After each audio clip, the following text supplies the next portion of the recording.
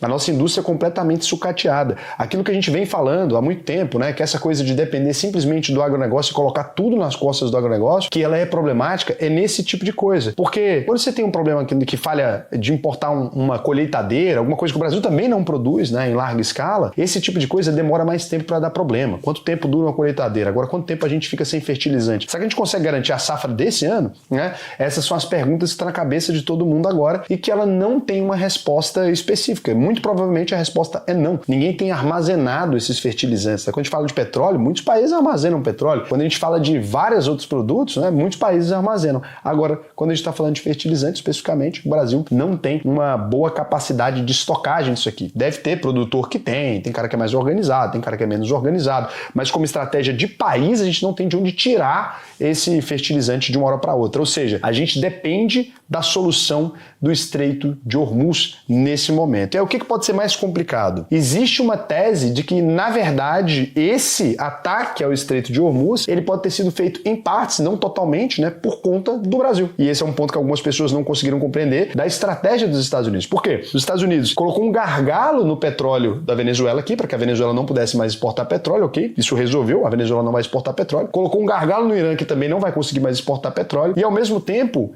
tem um efeito. Quem é nosso maior importador de soja? A China. A China é o nosso maior importador de soja, ela utiliza isso para dar ração para animais e para produzir alimentos ali. Então, a China enfrenta a inflação quando o Brasil não pode mandar soja para lá. Raul, mas será que não é um pouco de teoria da conspiração?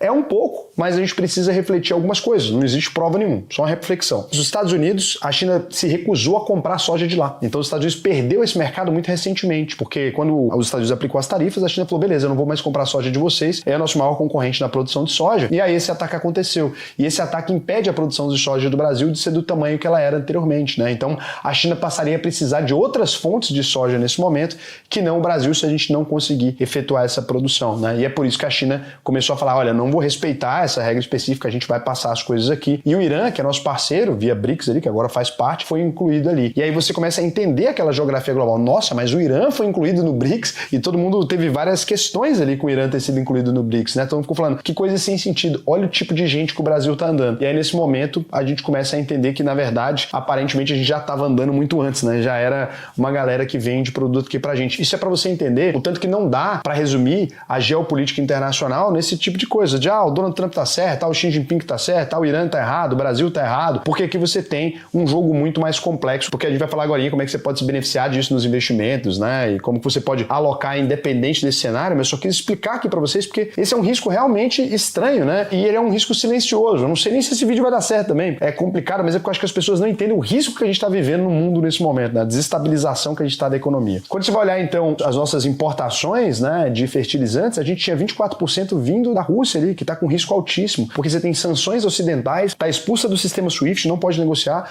tem a guerra com a Ucrânia, né? Então é potássio e ureia ali que não tem de onde vir. O Canadá, ele vai continuar mantendo aqui como alternativa do bloco russo, né? A gente tem um risco baixo, não imagino nada de problema ali no Canadá, não acho que o Trump vai criar problema com o Canadá nesse momento, nem a China. A gente tem a Bielorrússia, que está complicada também, né? 11% tem sanção dos Estados Unidos e da União Europeia, 60% do potássio ali vai vir da Rússia e da Bielorrússia, então uma situação complicada. 8% vem do Irã, 30% de toda a ureia brasileira, que é indispensável para várias coisas, então a gente está num risco crítico. E o Marrocos, 9% das nossas importações, assim. Então o cenário é meio complicado. Não é que vai dar pau de uma vez, não é que não vamos conseguir produzir nada, lembra disso, né? Os preços aumentam, o custo a gente tem que repassar, a gente está com uma coisa meio complicada, que você tem que lembrar que é o dólar caindo, o produtor ele ia ganhar menos na venda já, lembra que ele plantou e importou insumos a certo valor, e agora na hora de exportar o dólar caiu. Você pensa, pô, o dólar cair é bom, mas olha o tanto que é complicado, porque agora na hora de vender, que ele precisaria vender um pouco mais caro porque a crise está afetando, tá um pouco mais barato. Então se a conta estava fechando, ela pode ter deixado de fechar agora. E isso tudo vai complicando, né? E aí quando a gente está falando aqui para que serve, né? O nitrogênio é muito utilizado, por exemplo, para o crescimento das folhas e tal, o fósforo é utilizado